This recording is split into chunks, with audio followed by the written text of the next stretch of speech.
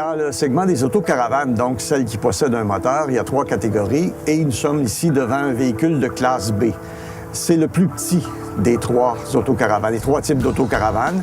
Habituellement, c'est une petite fourgonnette, comme on en voit beaucoup d'entrepreneurs pour faire des travaux à la maison en ont.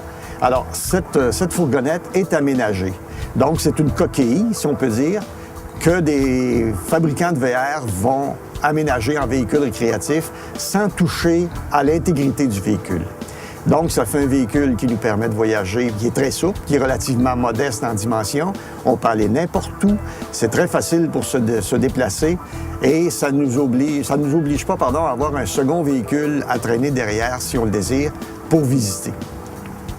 Beaucoup de gens s'intéressent aux véhicules de classe B parce que c'est sa polyvalence. Donc, il est court, il est manœuvrable, il est discret parce qu'on peut dormir à des endroits plus facilement avec ce type de véhicule. Ça attire moins l'attention, ça voyage mieux et habituellement aussi, on peut dire que ces véhicules ont une consommation de carburant beaucoup moindre qu'un gros véhicule. Dans un véhicule de classe B, on retrouve un aménagement qui est très bien. Cependant, on n'a pas toutes les commodités qu'on pourrait avoir, par exemple, dans un plus gros véhicule. Souvent, il faut renoncer à la douche, quoique maintenant, on commence à trouver des douches dans les petits véhicules. Vous avez la salle de toilette et vous avez aussi une couchette qui habituellement est soit fixe, soit qu'on doit monter à chaque soir. Alors que dans un gros véhicule, bien, toutes ces choses-là sont là en permanence. Mais oubliez la laveuse-sécheuse dans ce type de véhicule.